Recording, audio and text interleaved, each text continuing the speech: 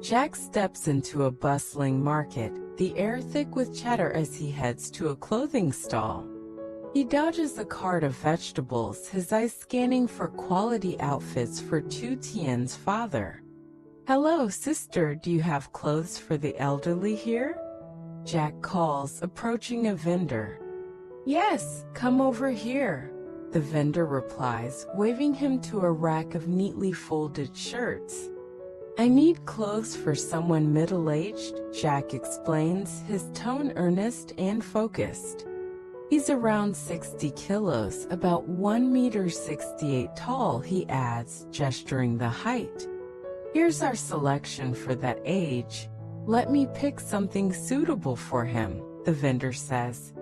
She pulls out a light blue shirt, holding it up with a confident smile.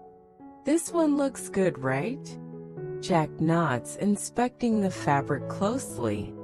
"I like these too. Let me see that shirt over there too," he says, pointing to a gray one. "This is quality stuff, isn't it?"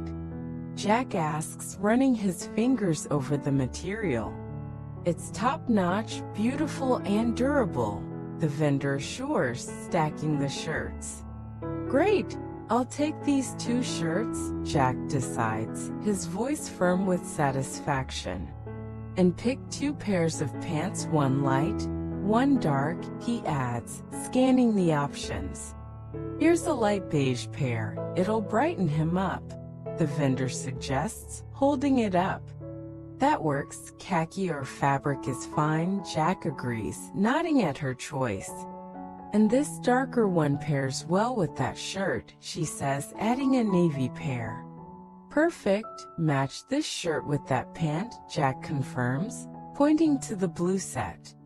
"Looks like it'll fit. He might need a slightly larger size," he muses, double-checking. "Got it. I'll grab the bigger size," the vendor says, rifling through her stock. "How's business lately?" Jack asks, making small talk as she wraps the clothes. "It's been steady, not great, but manageable," the vendor replies, folding the items. "Please pack these up for me," Jack requests, pulling out his phone to pay. "Oh, sister, I'd like to withdraw 10 million dong in cash," he says suddenly. "Sure, you can transfer it to me, and I'll give you the cash," she agrees, nodding.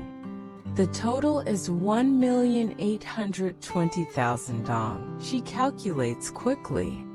"I'll transfer that plus the 10 million, then you give me the cash, okay?" Jack confirms.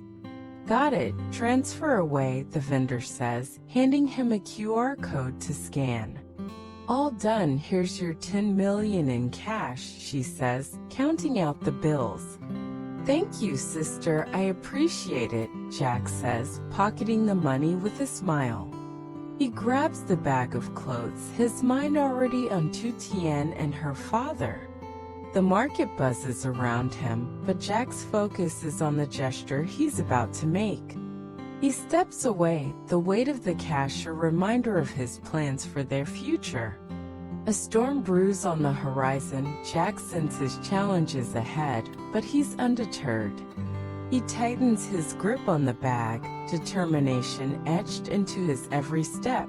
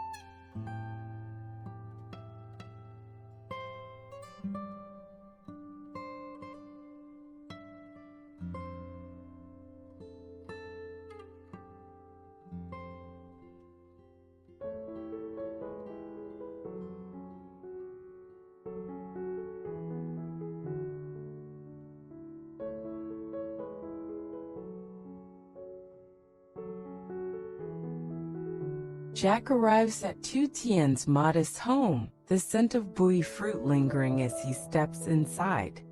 Tien sits at a wooden table, engrossed in a thick book about traditional medicine.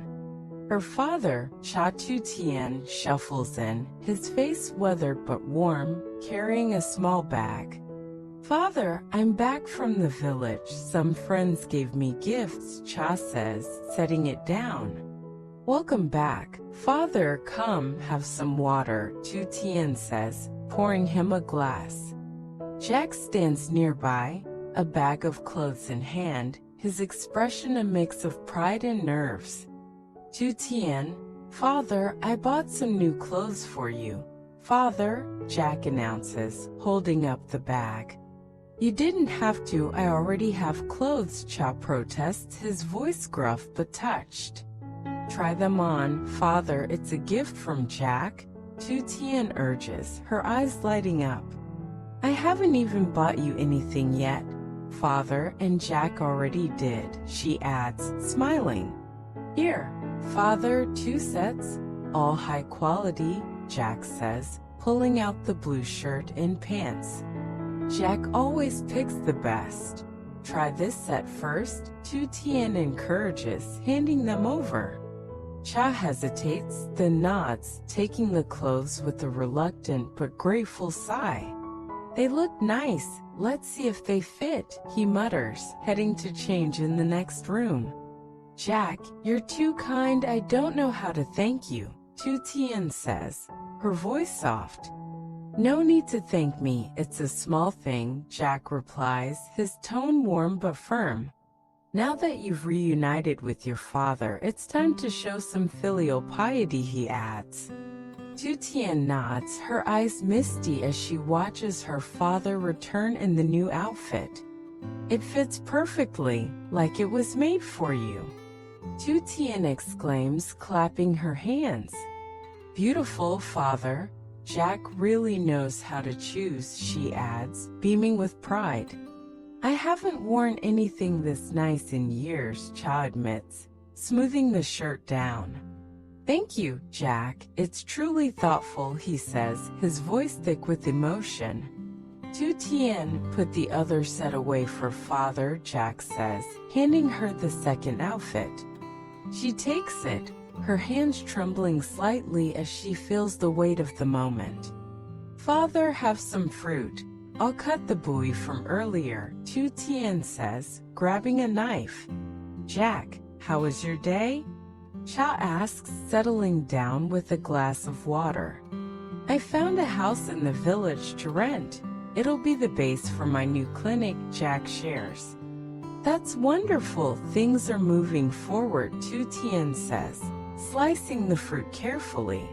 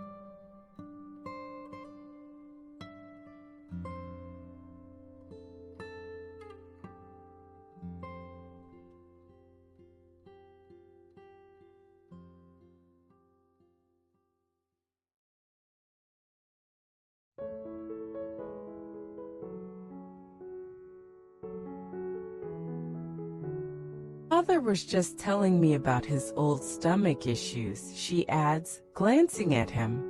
"Yes, I had acid reflux years ago. Dr. Dung in the village cured me, Cha recalls. He used herbal remedies. It's been years and I'm still fine, he adds, sipping his water. To Tien, I've been reading the books you gave me. So much knowledge, she says to Jack. Did you know the MIT tree has healing properties? She asks, her voice full of wonder. Its seeds help with bloating and the leaves are good for livestock, she explains. Even the wood can be ground into a sedative for high blood pressure, she continues. I've been feeling bloated lately. This book might help, she admits, flipping a page. Traditional medicine is incredible. So many plants around us are useful, Jack says. Exactly, like the key tree in our village, it has medicinal uses too, Tien notes. Father, what does Jack do for work? I forgot to ask earlier, Cha says, turning to her. Jack used to be an engineer, conditioning engineer. He worked on bridges we use daily. Tien begins, her voice proud. But after some issues at his company, he quit and started this new venture, she continues. He's opening a company focused on herbal medicine, she adds, her eyes shining. My grandfather was a renowned healer. He's inspired Jack to pursue this path, she finishes. That's a noble pursuit. Learning from books like these is valuable, Cha says, nodding. I've been reading, Father. So many plants on our farm have healing properties, Tien says. We just didn't know before, now we can use them wisely, she adds, her tone hopeful. Speaking of which, Tien, here's 5 million dong for your expenses, Jack says suddenly. He pulls out a stack of cash, pressing it into her hands with a gentle smile.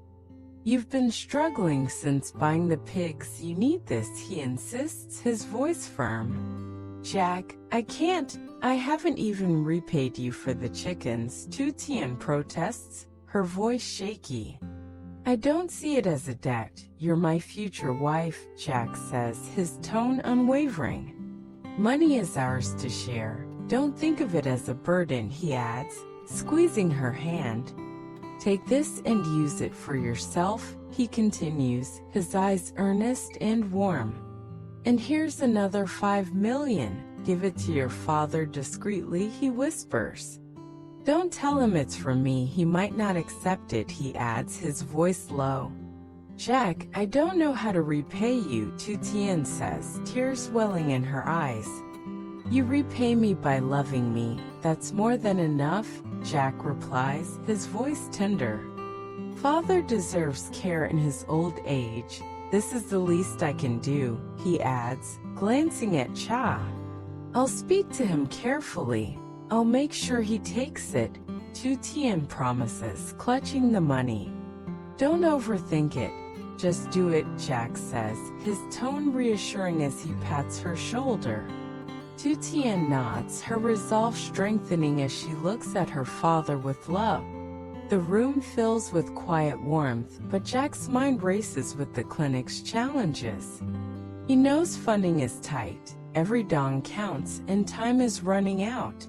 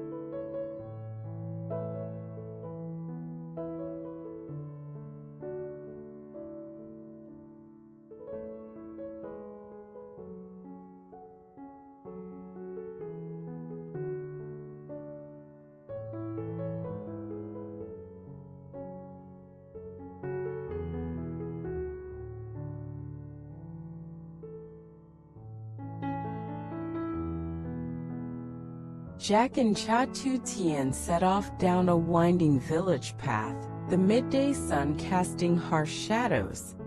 "Father, are you okay with the car ride to the healer's house?" Jack asks, glancing over.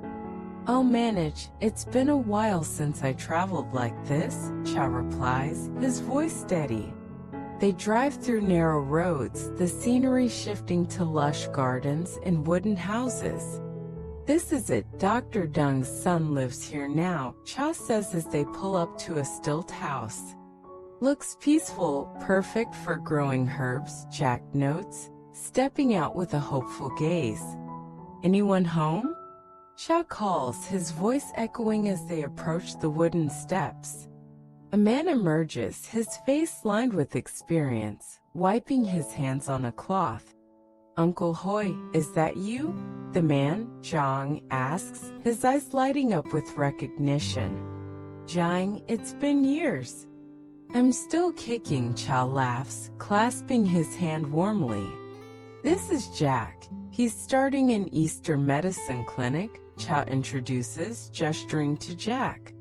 "Nice to meet you, Zhang. I've heard great things," Jack says, extending his hand. "Come in, have some water," Zhang offers, leading them to a shaded porch. "The village is quiet, perfect for healing," Jack observes, taking in the serene surroundings. "It's remote, though roads are tricky," Zhang replies, pouring water into cups. "How's your health, Uncle?" "My father treated your acid reflux years ago," Zhang asks. "Still good. Your father's remedies worked wonders," Cha says, sipping his water. "I haven't had issues in years. It's a relief," he adds, his tone grateful. "Meeting the right healer makes all the difference," Zhang says, his voice thoughtful. "My father helped so many. He passed a few years back," he adds, his eyes distant. "I'm sorry to hear that. He was a legend around here," Cha says, his voice soft. "I couldn't make it to the funeral. I was too far," he adds, regret in his tone. "You're here now, that's what matters," Zhang says, offering a small smile. "Zhang, I'm opening a clinic in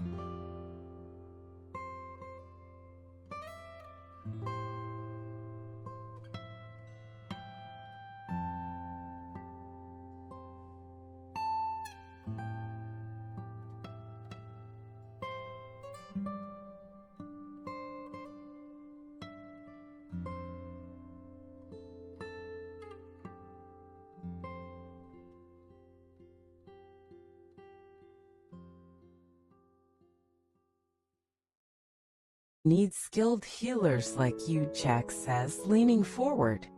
"I heard your family has been in this trade for generations," he adds, his tone earnest. "We have. My father taught me everything before he passed," Zhang confirms, nodding. "I mostly work from home now, tending to the village," he adds, gesturing to the garden.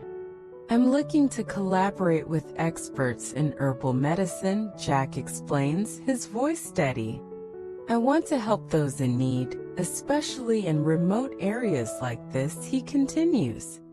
"My grandfather was a healer too. It's his legacy I'm carrying forward," he adds, his eyes bright. "I studied Eastern medicine, but I can't do it alone," Jack admits, his tone humble. "This area is far from the highway. Patients struggle to reach us," Zhang says, frowning. "I've been thinking about that challenge myself," he adds, his voice contemplative. "I want to make medicine accessible, help those who can't afford big hospitals," Jack says. "That's noble, but it's a tough road," Zhang warns, his tone cautious but intrigued. I'm growing rare herbs here. It's hard to source them these days, he shares, pointing outside. I've been propagating what I can, but some plants are nearly gone, he adds, his voice heavy. That's exactly why I need partners like you. Your knowledge is invaluable, Jack says. I'm inspired by stories like yours, your father curing Uncle Hoy, for instance, he adds. I'd love to work together, but I need time to think, Zhang says, his tone measured. This village is my home. I'd need to weigh the logistics, he adds, glancing at the garden. Of course, here's my number, Jack says, scribbling it down with a hopeful smile. Let me know soon. I'm eager to build a team with passion and skill, he urges. I'll consider it. We might have a shared vision, Zhang says, taking the paper. I hope we can make this work. It'd mean a lot, Jack says, his voice full of conviction. Stay for a meal? Zhang offers, his tone warming as he stands to fetch more water. Thank you, but we've got work waiting at home, Cha says, rising with a grateful nod. Another time, then, safe travels, Zhang says, walking them to the car.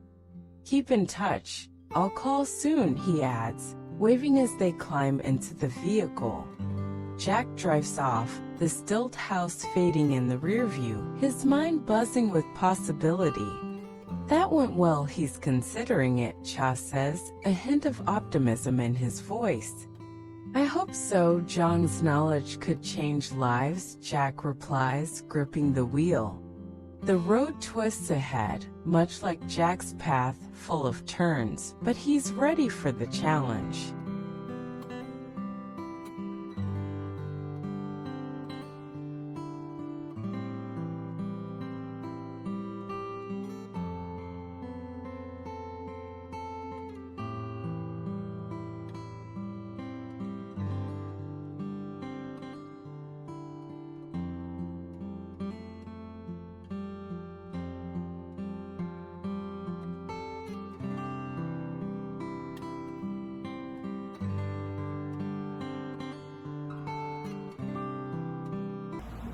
Although I like to think we would have come to our sense very soon anyway. You know, he said, if we try to get revenge, we are just going to live in the middle of a war. We will do things to them from now on, and they will do things to us.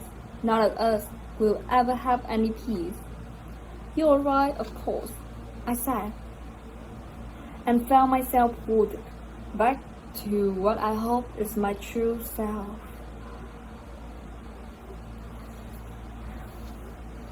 Let's think about this in a different way.